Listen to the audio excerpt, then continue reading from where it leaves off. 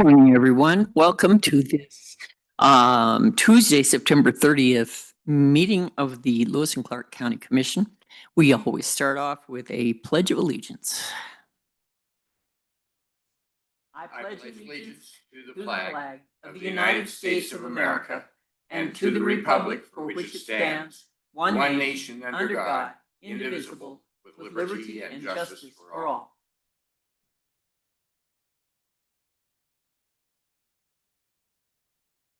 We always start off with introductions, although most of us know almost everybody here.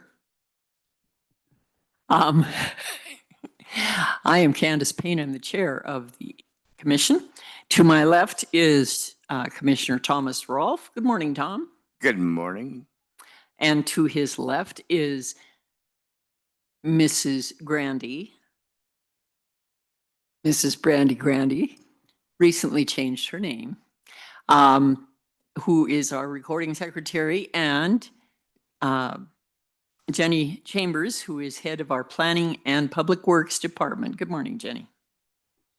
To my right is Commissioner Andy Hunthausen. Good morning, Andy.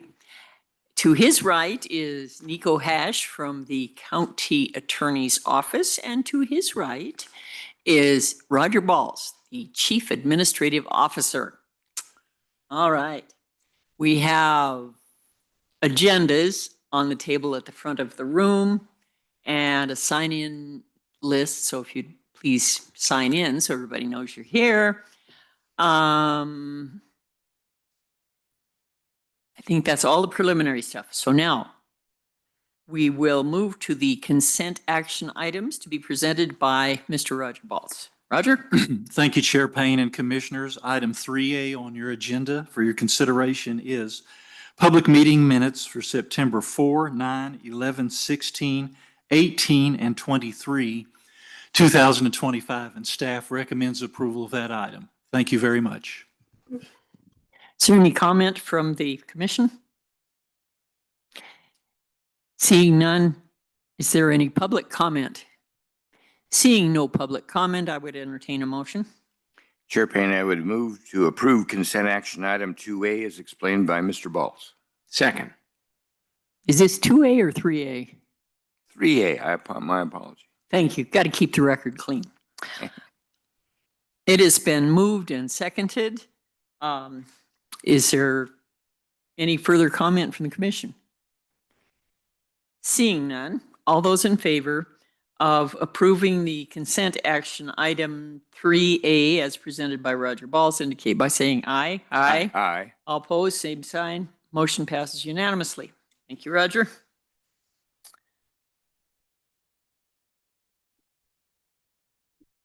We'll move into the action items. Action item 4A, grant award to Lewis and Clark Public Health from the Helena Exchange Club to be presented by our friend Sarah Sandau. Good morning, Sarah.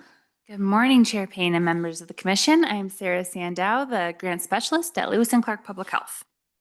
Today I have before you a grant award to consider to Lewis and Clark Public Health from the Helena Exchange Club for their large grant application funding in the amount of $2,000 to cover baby items at the community baby shower. The grant period would be once approved and funds would be spent by the end of the 2025 calendar year. On November 2nd, 2025, Lewis and Clark Public Health will be hosting a community baby shower. A baby shower is a time to get the needed items to start your baby's journey, honor the pregnant woman, and a time to feel connection. But not every pregnant woman is able to have a baby shower. Butte 4Cs, which is a nonprofit in Butte, hosted a community baby shower, and we decided to follow their idea. We will prioritize our lower income families, but there will be spots open for all in nominations. Space is limited to 75 pregnant women and a support person of their choosing, which would equal about 150 participants. The goal of the baby shower are 3 goals. 1 is to provide resources and connection to services for pregnant women and their families. There will be resources presented and materials there for those who wish. Our home visiting team at Lewis and Clark Public Health are the hosts of this event, and they will be present to talk to families about the benefits of home visiting and other community resources. These resources hopefully provide new parents skills to raise their babies in a safe and healthy home. The second goal is connection to other people in a similar stage of life. Postpartum depression and anxiety is an issue that our home visiting programs aim to screen and address. Connection to other people who understand the excitement, but also the struggles and fears is a way to build community and decrease isolation. The third goal is access to supplies. We are working with a mix of grant funds and community donations to build a selection of different items for families to be able to take home following the shower. They will leave with some diapers, wipes, a diaper bag, and other necessities and fun items. These additional grant funds that I'm bringing forward today will help with some of the bigger items such as car seats, strollers, and high chairs. We have funds from our universally offered home visiting grant from the Montana Department of Public Health and Human Services that we are using to fund most of the event. That will cover the venue, food, marketing, and logistics. Community donations are going to help with giveaways for families. You may have seen the signage around town or the advertisements for looking for community donations. This grant that I'm bringing today from the Helena Exchange Club will help purchase car seats for families that might struggle to purchase one on their own. The Helena Exchange Club focuses on 4 pillars: Americanism, community service, youth activities, and the prevention of child abuse. This event will help address the prevention of child abuse by supporting our new families at a vital time. Information on this event, such as how to apply to attend, how to nominate a pregnant person in your life, or how to donate, are all available on our Lewis and Clark Public Health website. It takes a village to raise a family. Staff recommends approval, and I am here for questions. Thank you, Sarah. Any questions from the commission? Chair Payne? Andy? Not really a question. I just wanted to say thank you. That was a really thorough and good explanation about what the event is and why and the Exchange Club's involvement in it. So thank you very much. It answered all my questions. Thanks. Tom, do you have anything? Very positive. Appreciate what you're doing there. Is there any public comment? Seeing no public comment, I would entertain a motion. Chair Payne, I would move that we accept the grant award to Lewis and Clark Public Health from the Exchange Club as presented by Sarah Sandau. Second. It has been moved and seconded that we accept the grant award from the Helena Exchange Club as explained by Sarah Sandau. Is there any further comment from the commission? Seeing none, all those in favor indicate by saying aye. Aye. All those opposed, same sign. Motion passes unanimously. Thank you, Sarah.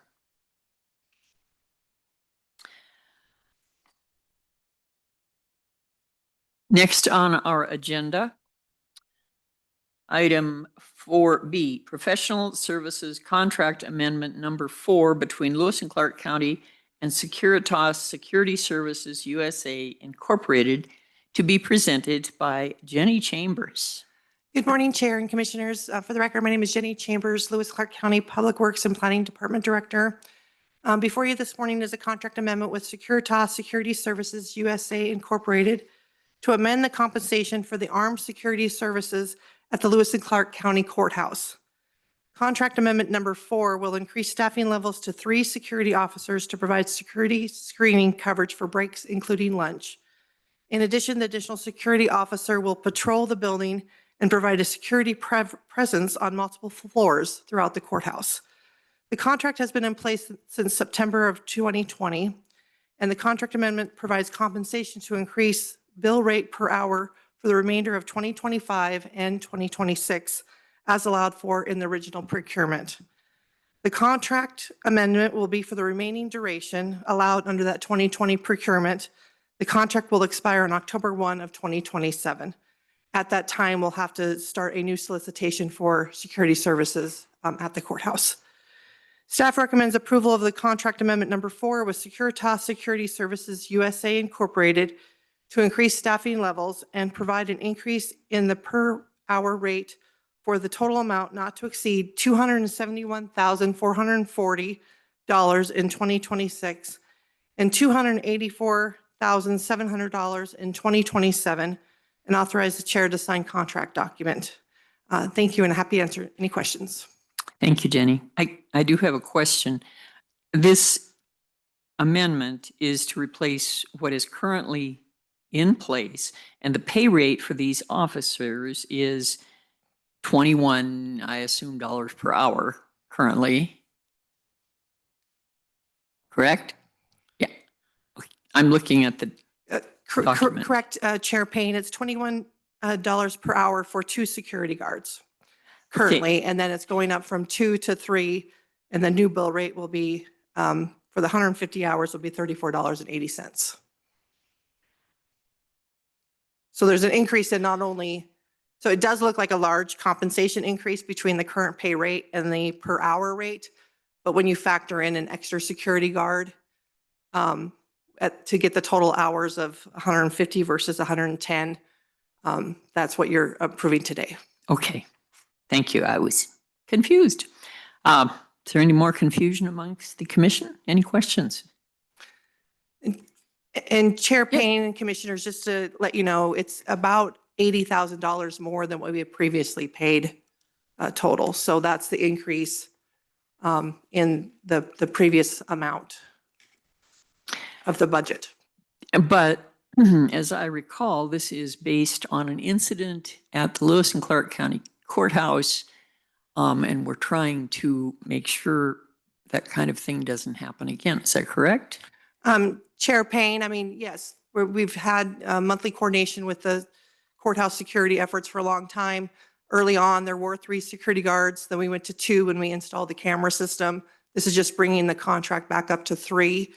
It's just try to increase the presence and allow great coverage during breaks and lunches during the security screening. Yes, the ultimate goal would be to stop those type of incidents from occurring in the future, but I don't necessarily know if one security guard's going to do that. There's multiple things we've taken for steps for courthouse security measures.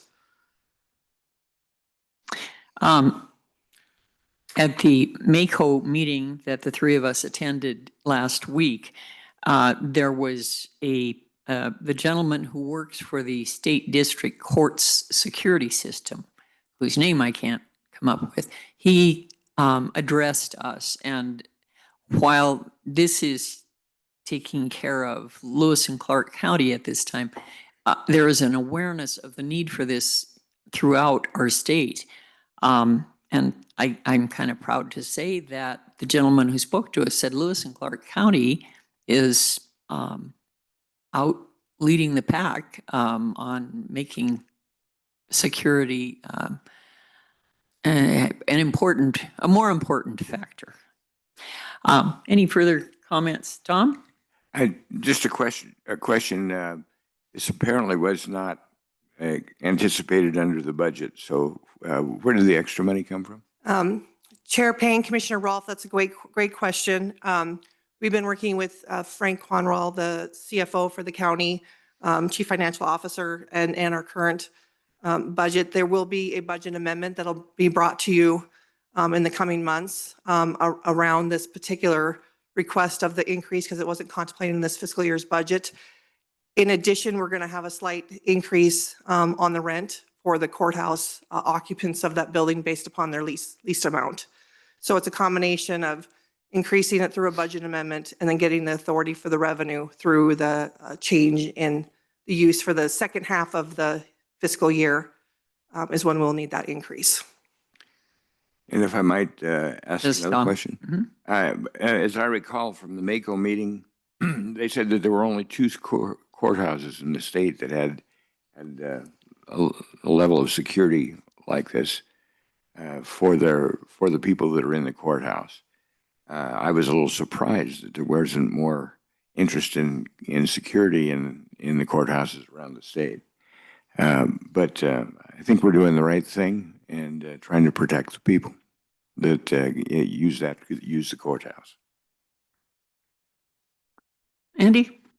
Chair Payne, just for explanation purposes, this item and decision that is before us, not coming out of nowhere. We have a courthouse security committee, and that committee meets every month. I think you were mentioning that.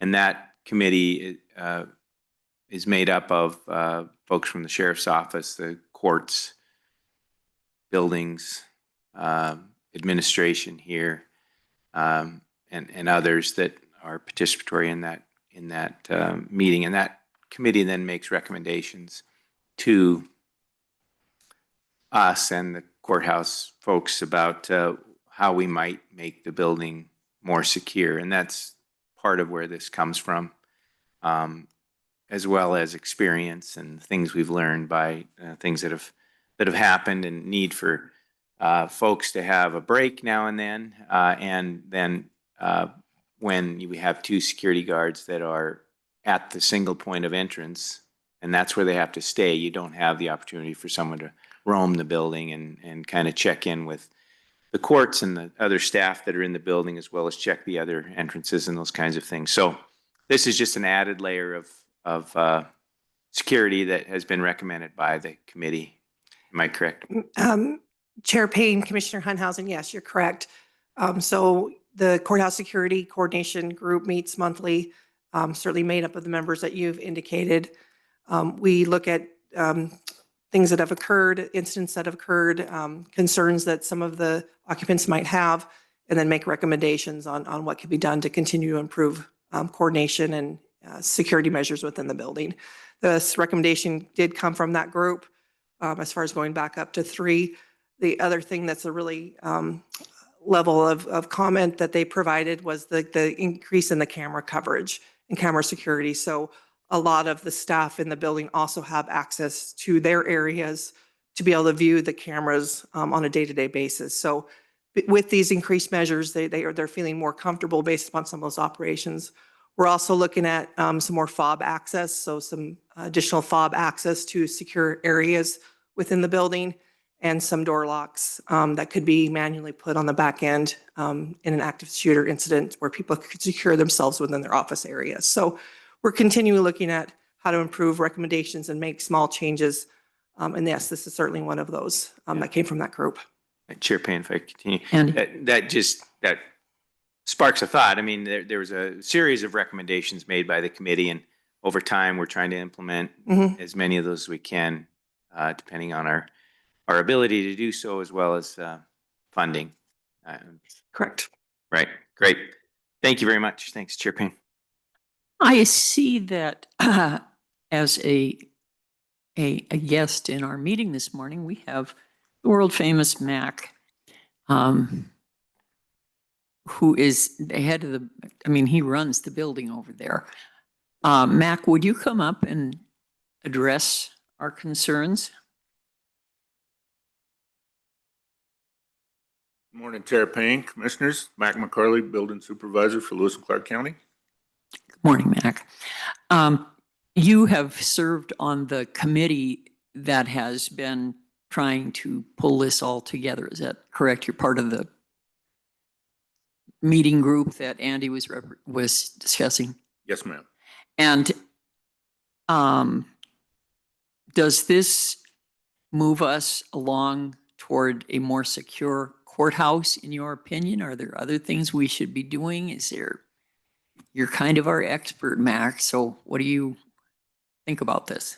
Yes, ma'am. This will definitely help cover some of the weak areas that we've had with coverage. It gives us a little breathing room, especially Monday mornings when we have an overwhelming number of people coming through the door for jury selection, things like that. It gets real convoluted in that area, in that corridor. This gives an extra set of eyes, a little more management of those people coming in. Again, like Jenny said, it gives us a roamer for a majority of the day when they're not covering somebody's break or lunch, so that we have that extra set of eyes throughout the building. The camera system has been a huge upgrade, like she said. Everybody's getting more and more comfortable because they don't have to walk out of their office without seeing what's going on out in the common areas, things like that. We're picking up on arguments and incidents a lot faster with that coverage with the cameras. But again, I've said it 100 times, there's a lot of physical things we can do. But again, when we did the Homeland Security evaluation of the courthouse. We've had two. Under Sheriff Rao, 18 years ago, had one done of the courthouse, and then we had one done again about 4 years ago, and we had already made huge strides. And since that evaluation, which we were the highest scoring in the state that had been done, but we were still only at about 34% of what security should be in their eyes. We're probably up closer to 65, 70% now. And this last 30% that we need to look at focusing on is what we're also already started with a couple of committees through HR and after the incident at the courthouse, and that is procedures, policies, and training. That is a cheap way as far as financially to achieve those levels of percentage of security in that courthouse. And so that's the big focus. I mean, other than a few physical things, like Jenny said, we had some leftover money from the Homeland grant, and there's a couple of directly related district court doors that aren't fobbed like the rest of the district court areas. So we're gonna take care of those in this go round.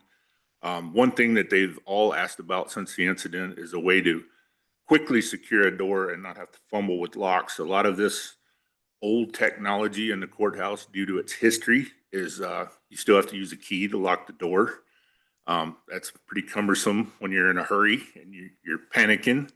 So we're looking at kick down lock bars. So you just shut the door and step on it. It bolts into the floor. So it's very quick. Another cheap method that'll provide a lot of confidence, that they can get away and get secured in a fast manner. So we're moving forward, and the group is a big help because we don't do anything without the group saying, yep, this looks like a good idea, and we move forward on it. Thank you, Mac. That was really very helpful. You've provided a lot of the detail that makes us feel a little more comfortable with what we're trying to get done here. Thank you. Thank you, Chair. Anything else? Nope. Anything else? Okay, thank you, Mac. Is there any public comment? Seeing no public comment, I would entertain a motion. Chair Payne, I would move to approve the professional services contract amendment number 4 between the Lewis and Clark County and Securitas Security Services USA Incorporated, as explained by Jenny Chambers and Mac McCarley. Second. It has been moved and seconded that we approve this action item 2B or 4B, professional services contract amendment number 4, as explained by Jenny Chambers.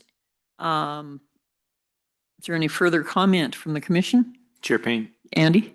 just another encouraging comment. When we were discussing this at the state conference, the Chief Justice of the Supreme Court met with the commissioners, and we were talking about ideas, and this is one of on the front of the mind of the Supreme Court, who oversees district courts essentially, and of course safety is really important. So we talked about a number of ideas, but one of them was the state essentially, of course, legislature would have to be involved, but the state participating at a higher level. One idea that I really liked was judges that are new judges come with a bailiff, and that's paid for by the state, whether that be a local sheriff's office person or a hired person. However that would work, we don't know. But anyway, there were a number of ideas, and I guess the point is that the Supreme Court and the Chief Justice of the Supreme Court felt this topic important enough to come and meet with all the commissioners, talked about making kind of a statewide tour to talk with interested parties around the state about this issue and try and get, I guess, a higher level of commitment from all parties to courthouse security. So I was encouraged by that. Thank you, Chair Payne. Thank you, Andy. Tom? Yeah, I would have to agree, and I am pleased that we're among what they consider the most secure courthouses in the state. So, Thank you. Seeing no more comments from the commission. Okay, let's have a vote on this amendment. All those in favor of approving the action item 4B, professional services contract amendment number 4 between Lewis and Clark County and Securitas Security Services USA Incorporated, indicate by saying aye. Aye. All opposed, same sign. Motion passes unanimously.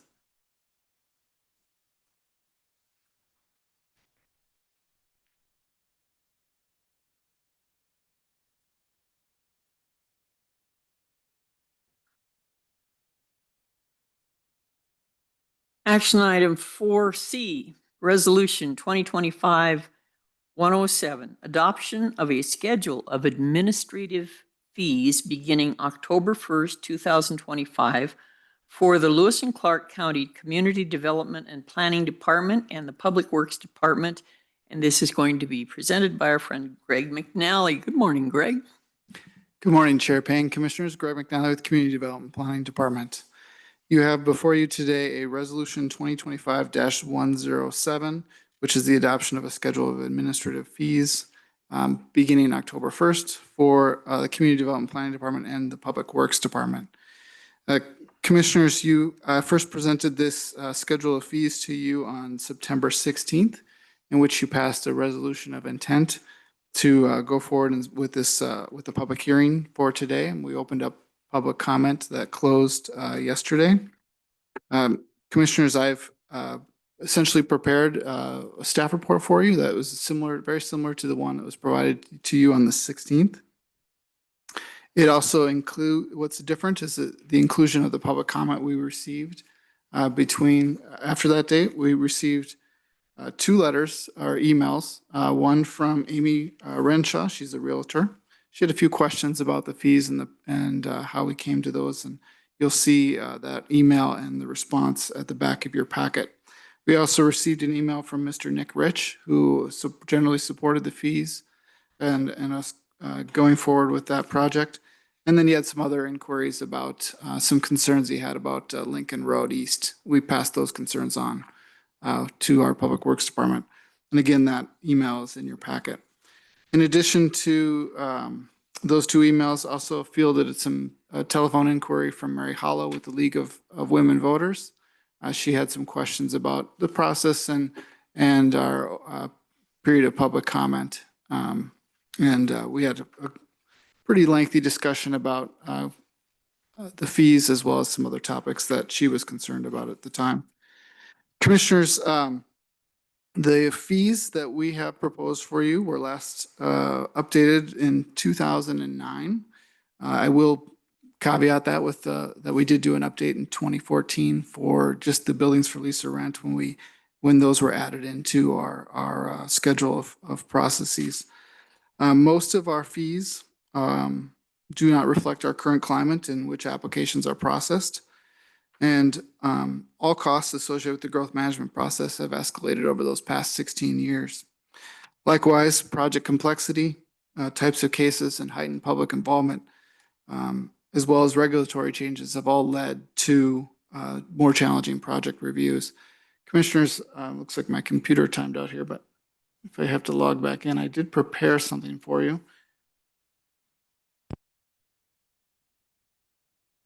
We're not in a rush, Greg, so just get it done.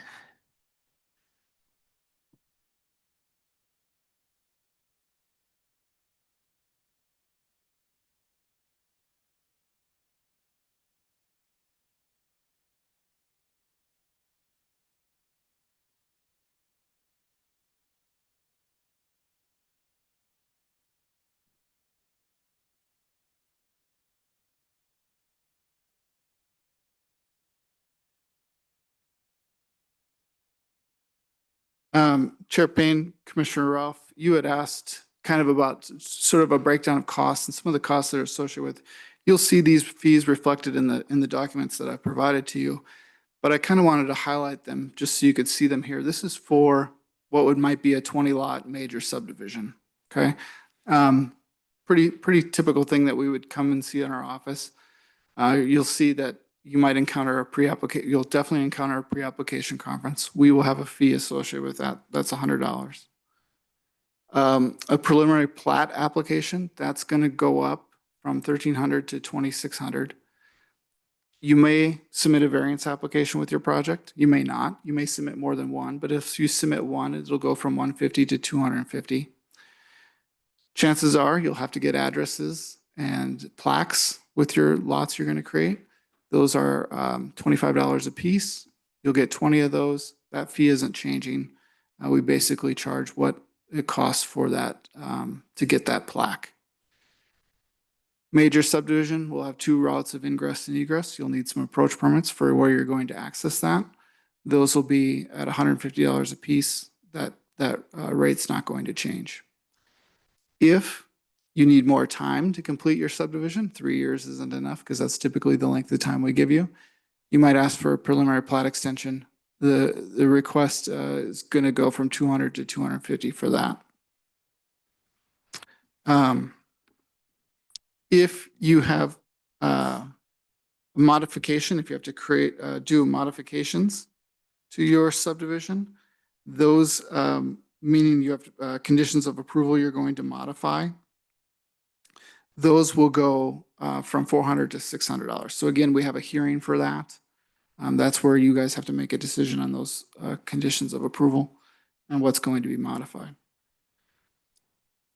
If you complete all your conditions of approval, you'll have to submit a final plat application. The fee for that will go from $900 to $1,800. If you have to enter into an improvements agreement, subdivision improvements agreement, there's no fee associated with that today. What that is an it's agreement between the county that says, commissioners, we're going to complete these improvements we don't have complete yet in exchange for final plat approval. If you let us enter into that agreement, we'll provide you a financial guarantee that basically says if we don't complete that, the county can. Who's we? The county. I'm sorry, just if the developer. Sorry, the developer is the we asking to. Okay, so if the developer does not complete his application, say in like 10 years? So, Chair Payton, if the developer has met all his conditions of approval, but maybe hasn't installed mailboxes yet. So that's a condition of approval. That's an item they can financially guarantee through a subdivision improvements agreement. We can, as a commission, the commission can approve the final plat. Lots can be created, and then the developer provides a financial guarantee that says, I'll get these done within a year or within a certain amount of time. Failure to get those things done, we might consider an extension, and we've got a fee for that as well.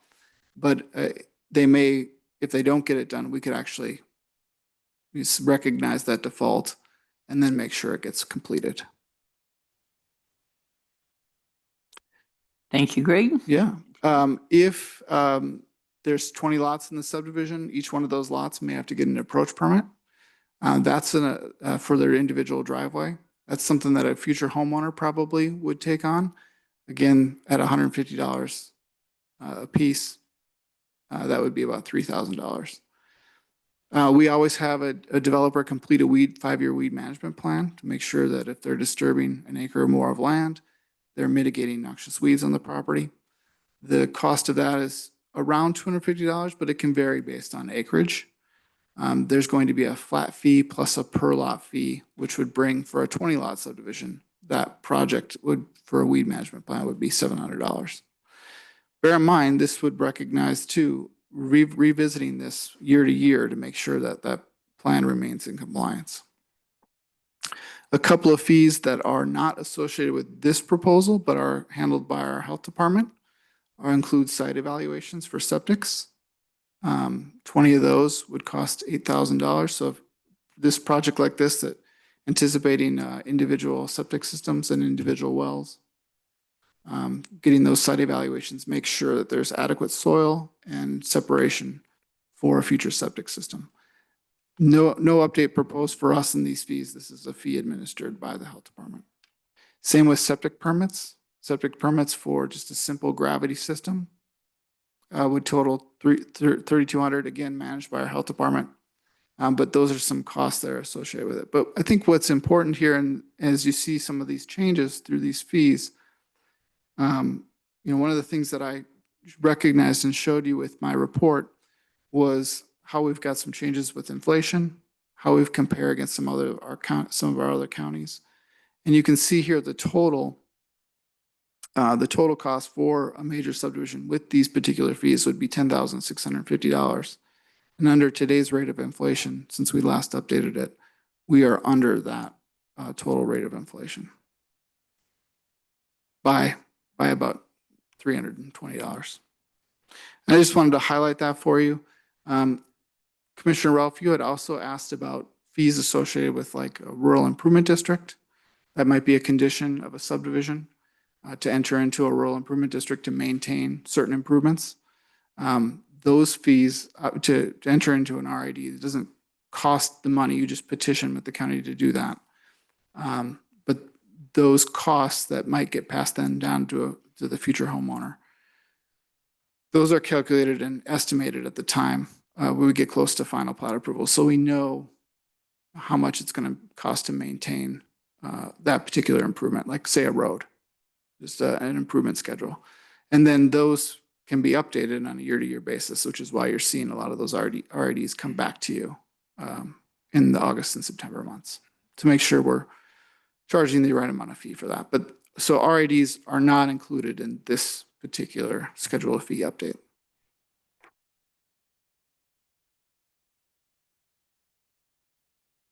And commissioners, today is a public hearing. And if you have any questions, I'll be happy to field those. Thank you, Greg. Andy, do you Sure have thing.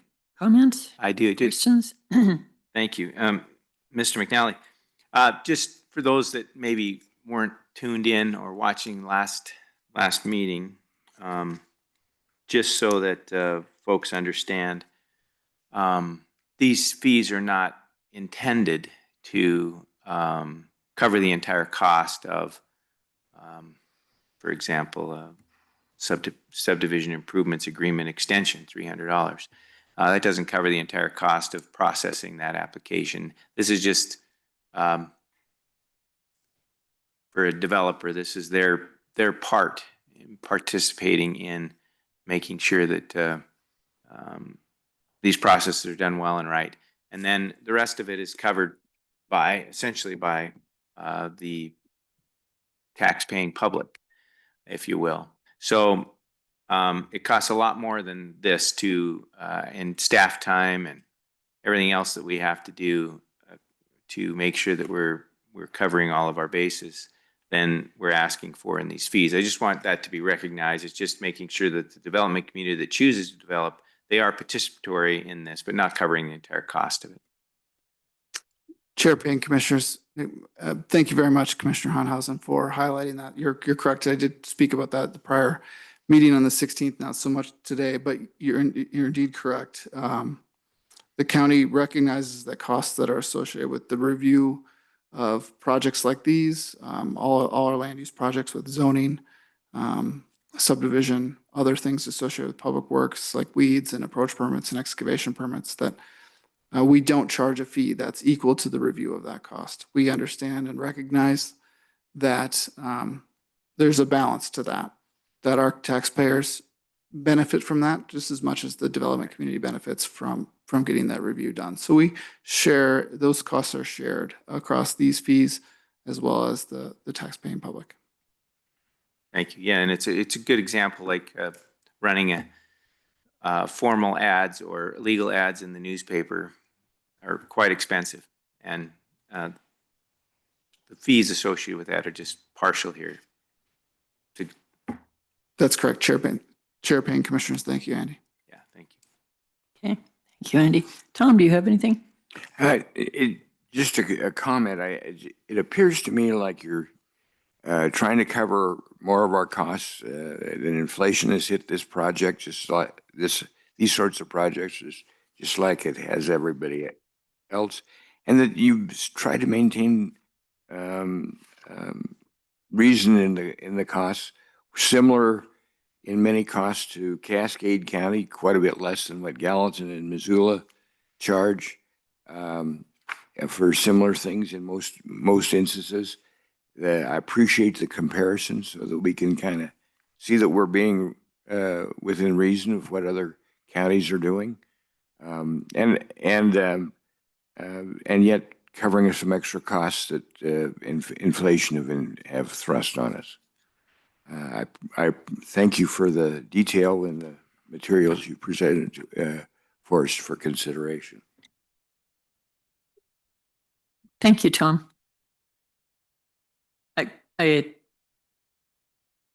It's kind of like maintaining our roads.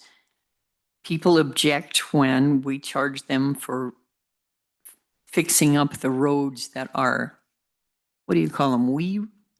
My road versus help me with this, Andy. What is it? You've got a term for the roads. There's everybody roads. Everybody roads. And And then those RID roads or internal roads that are attributable to a particular neighborhood. people, and I had a conversation at the grocery store the other day with a man that I respect, and he was not happy because of the RID on his property. And I tried to explain to him that if you don't pay for it, then everybody does. So everybody is carrying a burden that effectively benefits the individuals using it. And that's kind of these fees for projects. I recognize that the developers will have to handle these increased fees, but that's the way it is. They are able to pass it on to whoever they sell the property to in the future. The other thing is, this has not been changed since 2009. Everything has increased. The cost of everything has increased significantly since 2009, and I think we would be remiss in our duties if we did not adopt a fee schedule that more accurately reflects the costs the county bears in dealing with these issues. There. Anything else? Okay. Is there any public comment today?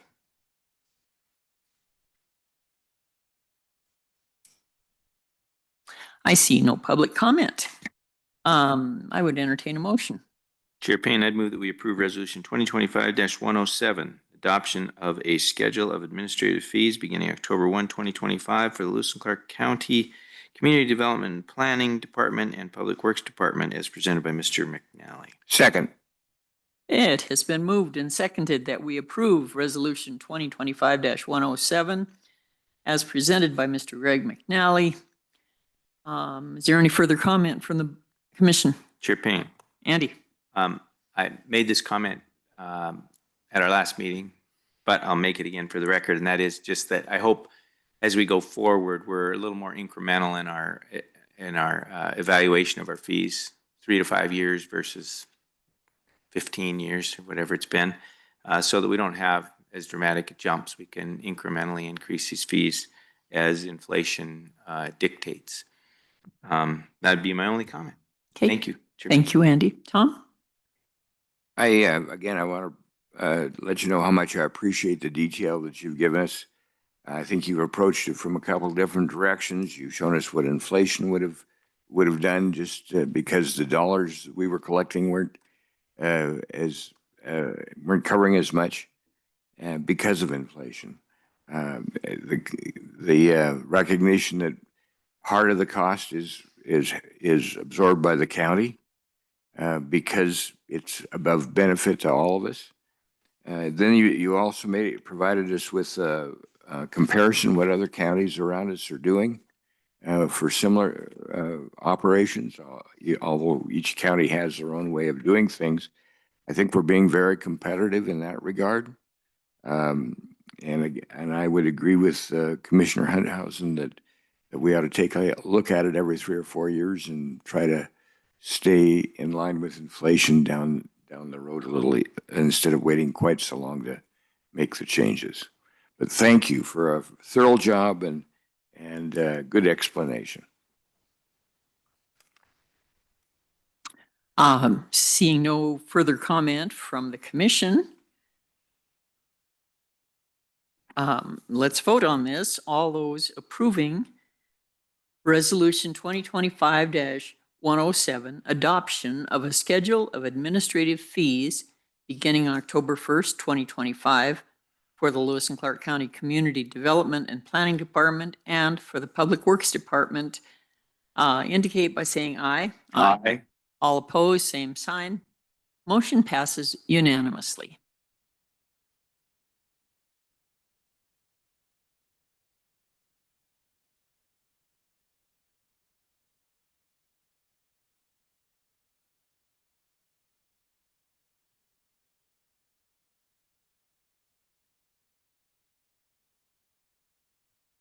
The time has come for any public comment on any public matter within the jurisdiction of the commission that is not on the agenda above. We have a public comment. State your name, please. I'm sorry, would you say that again, please, into the microphone?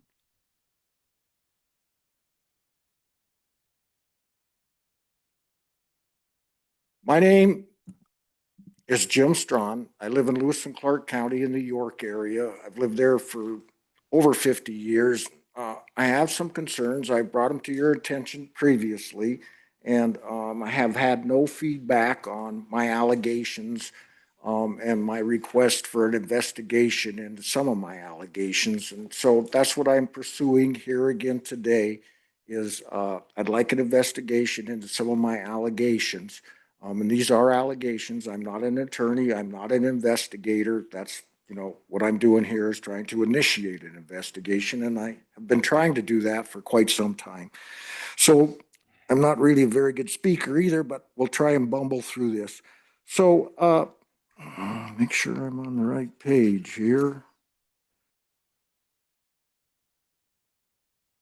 I met with Officer Dunn, and I didn't meet with him personally, but I was told that I needed to initiate an investigation in regards to some of my allegations. Some of them are on a state level, some of them are on a federal level, but a lot of them are on a Lewis and Clark County level. And the federal and state agencies said that I should start at Lewis and Clark County and with the Lewis and Clark County Sheriff's Department. And so I had, according to them, over 30 requests for service, I think they call it. But basically you call in to the dispatch and bring forth your whatever issue you're having, and they're going to address it. And so that's what I'd like to get into is some of those issues. And so we're back to Officer Dunn, who I spoke with on. Can you spell that officer's last name for me? Well, he said his name was Dunn. Okay, that's fine. Thank you. Again, most of the time I only speak to these individuals on the telephone, and there's no follow-up. Although it appears that some Lewis and Clark County employees have been pulling a little shenanigans with, I had a chemical spill on my property and had brought that forth and wanted that addressed. And about a day later, it appeared that a Lewis and Clark County employee showed up in one of those company's trucks on my property again. And so, it was stuff like that I really had some insight into, or wanted some insight into. I was given other officers' names as they were going to address some of the issues that I had brought forth. And all of a sudden they're driving private vehicles back and forth in front of my house, harassing me on the road, stuff like that. So we'll get into that, but let's stick to the Dunn thing. So the issue that I spoke with Officer Dunn that day involved what are referred to as assets and how assets are used in some criminal investigations and the legality of assets. And so in my lifetime of living in Lewis and Clark County, I got to thinking about it, and it appeared that some of these tactics have been used in the past. And so the tactics that I'm talking about are these assets conducting illegal activities, and then all of a sudden they disappear, and there's a obituary in the newspaper, maybe a wake, a news release oftentimes about a suicide or a bust or a death. And so I asked Officer Dunn if this wasn't really happening, if you would run into these people that had supposedly died, and who would sign the death certificate on that? And he said that would be the coroner in the county, depending on what year it was and what county they died in. And so I said, well, if there is a death certificate and they're not dead, would that constitute fraud? And he said, yes, it would. I said, well, if there isn't a death certificate and they've been portrayed as dead in the newspaper and news releases, obituaries and wakes, would that be fraud? And he said, yes. And so I thought he was going to follow up with me on some of the issues that I brought up. But the next time I called Lewis and Clark County and requested to talk to him and see where we were at on some of these issues that he was investigating, they said that he no longer worked for the county and that a couple of the other officers were now assigned to the northernmost part of the county and that they were no longer my contact point within Lewis and Clark County. It was now a new individual. They weren't aware of any of my accusations, these new individuals, and hadn't been brought up to speed on what my previous accusations or requests for investigations were. And so we had that issue, and it just seemed like there was some shenanigans going on there that I couldn't get some clarity to that. And in the course of this, and again, I'll bumble through it here. I've run into some really strange stuff. Like I was forced off the highway at 60 miles an hour, wrapped around a tree by some of these assets, and left there for over 2 hours with multiple broken bones. And one of the people involved was the individual that was supposedly dead, and has lived in the area and forced me off the road on multiple occasions, harassed me on multiple occasions. And again, so I tried to bring this forth and I didn't get very far. Some of the other accusations that I brought forth is I've had 5 dogs killed by individuals. I've had a lot more poisoned, but I couldn't prove that. They weren't just outright killed. They just all of a sudden, a 5-year-old dog developed liver disease and died of natural causes. So that's happened. I've had a lot of windows shot out. And when I talk about windows being shot out, I'm talking about approaching some of these assets in the opposite direction. They have a muzzle of a gun pointed out the window between their rear view mirror and their door, and they shatter the window in my truck. And that's happened, I think, 4 or 5 times. And every time I've contacted Lewis and Clark County and requested an investigation. And in one instance, they sent out some retired Lewis and Clark County deputies to conduct an investigation. Never did get any feedback from them. Never did hear where we were at on that.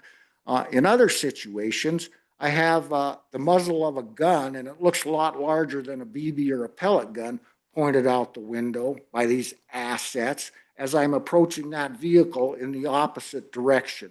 And then I call Lewis and Clark County to see, what can be done about this. And they say, well, did you get a license plate number?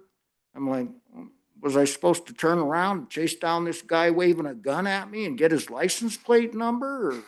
This has happened on multiple occasions. I brought it to your attention a whole bunch of times, and here we are. It's still going on a daily basis. So when it started involving my children and my grandchildren and those same kinds of tactics with them, with people pointing guns at them and playing games with them on the highway, forcing them off the road, stuff like that, I have some real concerns about that. And the next issue that I brought up with Officer Dunn is a conflict of interest. And so if Lewis and Clark County was supposed to be initiating this investigation and following up with it and getting somewhere, if they were directly involved in that, would that constitute a conflict of interest? And Officer Dunn said, yes, it probably would. And so I said, well, then who would investigate this? And he says, well, maybe you should try the state of Montana.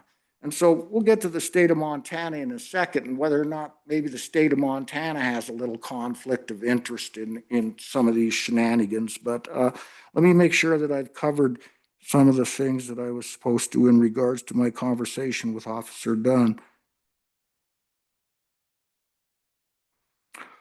Well, so I don't know if this directly involves Officer Dunn, but it involves my previous requests for an investigation. And so one of the things was a road improvement district, which, you know, I heard you talking about roads today. And my accusations were is that some of these assets under the guise of a road improvement district, which, and I addressed this previously with you folks in regards to how the road improvement district was passed and the tactics used to pass the road improvement district, but it passed, and we had the crews from Lewis and Clark County road construction department show up and start in on these road improvement stuff. But they spent a lot more time on some of these assets properties and where they built new housing sites, compacted it, hauled in hundreds and hundreds of yards of fill, did a lot of improvements on driveways and approaches. When they reached my house, they hit the power line, or excuse me, the telephone line. And so it stopped there for some reason. And then it picked up again farther down the road. So again, I don't know what was going on there, if that was part of this retribution or intimidation tactics that have been used to try and silence my request for an investigation, but these are some of the tactics that have been used in the past. So I think I covered that. You know, at some point I thought someone would contact me and go, now, where are these improvements that were made on private property by Lewis and Clark County equipment? But that never happened. Instead, I started meeting Lewis and Clark County snowplows way over the stripe, coming at me in the opposite direction. And then at the last second, they'd flip their blade over and miss me. And, you know, it would cause some concern after you've received death threats and you've been forced off the road on multiple occasions. That might cause one a little bit of alarm. But again, no investigation. So after the road stuff, let's go to the boundary realignment, which I was told was initiated by Lewis and Clark County and the Forest Service. And I brought these allegations forth also. And again, I thought I would get some follow-up. Someone would come and talk to me about the surveys and the improvements, who benefited from the boundary realignment, who didn't benefit from the boundary realignment. Were some people, was there retribution in regards to this boundary realignment issue? And it appeared that there was, but again, I was never ever contacted. No one ever said, we'd like to know what you know. We'd like to know where your accusations are coming from. And we'd like to know exactly what you're talking about. Instead, I was told we have really deep pockets. We have surveyors on staff. We have attorneys on staff. And if you have really deep pockets and you'd like to hire your own attorney and your own surveyors, you could address this in a civil matter. So again, I'm just talking about some of the tactics and some of my inability to initiate an investigation. I couldn't figure out where I have a stone bridge. I noticed as I was coming and going from my property that there were stones being removed from my bridge, large kind of, you know, unique shaped stones. And all of a sudden they're showing up as boundary markers that were found. And we found the boundary and the marker from 1917. We think it's intact. I have like 10 other surveys that show a straight line on all these other surveys between, say, corner number 9 or corner number 4, or is it 8 and 4? But anyway, straight lines. And now under this boundary realignment, all of a sudden there's big jags in the lines. Again, some landowners benefit. Other landowners are severely handicapped or punished, I guess would be a word that you could use. So I guess that takes me up to the the rules, and another thing that I discussed with Dunn, and I mentioned this in his conversation, was the varying degrees. Again, I heard you today discussing subdivisions and stuff like that. And apparently there's two different sets of rules in Lewis and Clark County. I don't know if you guys are aware of this, but I would think that you would, given your position, that once you get east of the Missouri River, there's a different set of rules that pertain to subdivision development, wells and water rights have come into play, but who approves whether or not you can have a septic system, how near the creek you can build, what kind of approachways you need to come up onto the road. So a lot of those issues also came into play is how can we have one set of rules on one part of Lewis and Clark County where these assets live, and a different set of rules, say, in other parts of the county, like, say, the Helena Valley, for instance. And, you know, whether it's road, and I'm not sure what the right word is, but the regulations surrounding the roads and how deep they are, how many access points you need, how much fire protection you need, stuff like that, and why it would be different on one side of the river and not on the other side of the river. So again, this just seems to be something that you would think would get a little bit of publicity in the press, and at some point somebody would ask some questions as to what's going on here, you know. Let me see what other points I have here.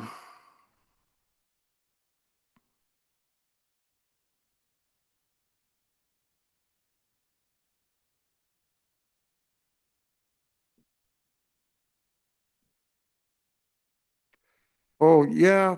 So I have it in here. I don't know particularly how to explain it, but the transfer of public lands to help improve some of these assets, subdivisions being built on bar parking lots, and then all the traffic's parked out in the middle of the highway, sometimes 50, 60 cars at a time. Beer cans get launched over the top of the cars as the traffic goes through, or at least as I go through. No parking spot in the bar because we built condos over the top of the parking lot. But now we can park out on a public highway on the easement, and that isn't going to be addressed. We'll transfer some public lands in another bar situation so that there's more parking space and that the easements don't quite apply as much. Don't want to beat a dead horse here.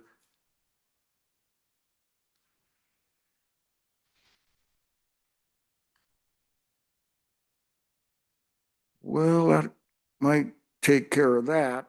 So now I'd like to move on to the state and see if, since this is a public format, the only spot I can bring it to the public's attention is some matters within the state of Montana and fish, wildlife, and parks, and some of the, if there was retribution or intimidation tactics used in regards to some state employees.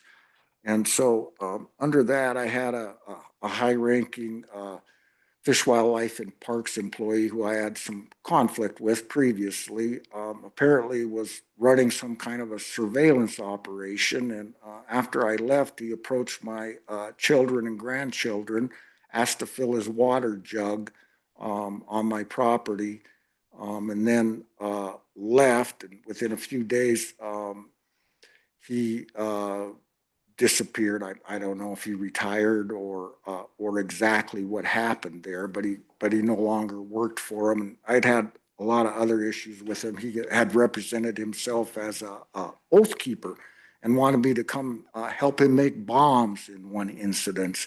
And again, I don't know where I'm supposed to go with some of this stuff. And I made this point with Officer Dunn. I was told that I needed to go to the FBI.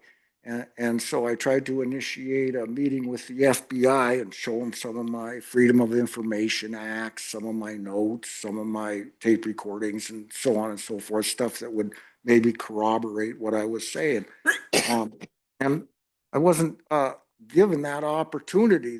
They wouldn't meet with me. Finally, I got a meeting here in Helena, and they told me they would take a statement in regards to some of those accusations and some of the stuff that I had and my concerns. But they said within 2 weeks, and I said, well, let's talk about, and I didn't mention the estate and some of the Lewis and Clark County stuff, but there was some shenanigans in regards to an estate and whether or not the law had been followed, where someone like me would initiate an investigation if the law hadn't been followed, and if there was maybe judges involved. Again, I don't know if there was, but I would think that that would be something that somebody would want to know about it at some level, whether it's county, state, or federal. Later, I was in Salt Lake City, and I managed to get 2 meetings in Salt Lake City with the FBI. Again, that's where I was directed to go to initiate an investigation, since I wasn't getting anywhere with Lewis and Clark County or the state of Montana. I have those guys' names. I don't know if that's important today and the dates and stuff, but I got in the first time and again, spilt my guts, told them, just what I'm telling you today, some of what my accusations and concerns are. And again, they told me that they would take a statement within 2 weeks, and maybe we could figure out who some of these assets are, whether or not they were federal employees, whether they were state employees, whether they were county employees, but who should investigate that? And again, months went by, never ever heard back from them. It was just like it disappeared, much like the Helena experience with the FBI. Met with them a second time. This time they didn't even let me in the building. They sent, I think his name was Special Agent Preet, out to talk to me. And again, I told him all of what my concerns are. He said he didn't know if there was a federal nexus there, and if they knew that they could bring in a federal investigator because there wasn't a federal nexus. And I'm just like, now let's see. If some of these people are federal employees and maybe work for the FBI or the DOJ or the CIA, would that be something that we might want to investigate and see what's going on here? But again, I didn't get anywhere. Again, I was told that I would be contacted again. They would follow up with me. They didn't know if there was a federal nexus or not, and they didn't think that there was, and that I should return to the state of Montana and Lewis and Clark County first, because they were like the primary and where I needed to start this process. So I went back again, went to where I was directed. At some points, I was directed to go to the FTC, the FCC. I was told that I needed to go to the Inspector General of the DOJ.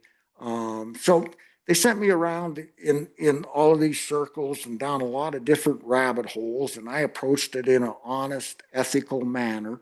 And again, I was told stuff like, Jim, are you really that naive? You can't quite figure out how the system works. If it isn't investigated, it's not going to be prosecuted. We can't break the law. We are the law. Little comments like that to, I guess, kind of dummy me up or make me realize that I was never, ever going to get anywhere in protecting our democracy or our Constitution.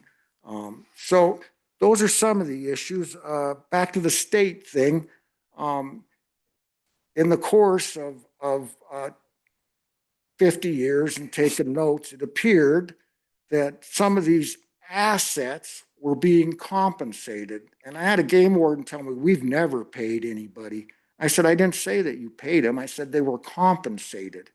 And so it appeared that there was, if I applied for a sheep tag or a big bull permit for 60 years and couldn't draw one, and then it appeared that some assets were being compensated with special licenses, I would be concerned, and I would want an investigation, and I would want some accountability. I wouldn't want another cover-up.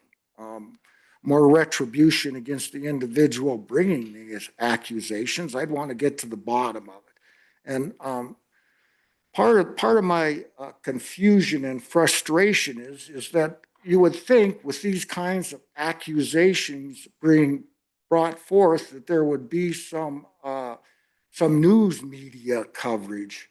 You know, at some point there would be something that said, you know, we're doing an investigation here. We've heard about some improprieties there. There is going to be an investigation. Instead, it appears that there's some kind of, I'm not a conspiracy person, but some kind of a deep state maneuver to cover up some of these accusations. And so that's my state thing. And so, again, we're back to the conflict of interest here. If there was a conflict of interest with some of these accusations, who would do the investigation? And who would initiate that investigation? Would it be Lewis and Clark County Commissioners? Would it be Jim Strawn? Would it be the county attorney's office? Where does this stuff originate from, and where does it end? Where does it go? Is there any follow-up? Is there anything in this day and age that we live in today? Let's see what else I have here. Oh, yeah, it appears that there was the use of some AI at some pretty high levels, and a smear job initiated against me. Again, accusations made against me since I brought forth these accusations, and apparently they have quite a few people gaslit as to who I am and what I stand for. But again, I don't appreciate those types of tactics. And if they were used, who would do an investigation into those things and decide the legality of that? Would that be the county attorney's office or the inspector general of the DOJ? I mean, who would initiate that? And so I have all of these questions. I brought them forth before. I'm trying to figure out what my next step is. I've tried to seek legal counsel, but in this day and age, there aren't too many attorneys interested in sticking their necks out there, especially if it involves high-ranking public officials or law enforcement people. Careers are made. I have several instances where there was some, I don't know the right word, I'll call it shenanigans in regards to some trials that I was cited for. The attorneys that were appointed to me and their representation, the legality of appointing them to me, the job that they did in representing me, and the end result. And again, it just seems like there's a whole lot going on here that most people would want answers to, and I definitely would like a few answers to some of those things. So I'll close with that, but could you guys tell me where we might go from here? Maybe somebody could give me a little insight into how this process works and what next steps will be taken on a county level. Mr. Strong, thank you for coming in and talking to us. This is a public comment. That means you talk to us, and we have to just kind of, we're thinking about what you're saying, but we're not going to give you a response. It's just not good for what we're supposed to be providing for the county. But we do appreciate you coming in with your public comment. Do you have any further public comment? Well, I'm just wondering, is this a litigation standpoint from Lewis and Clark County? And again, is there a conflict of interest there? Or, I mean, are we trying to just protect Lewis and Clark County, and would that fall into the category of a cover-up? And again, is there laws being broken here? I'm not an attorney, but if there is a cover-up, could there be laws broken because we refuse to investigate these accusations?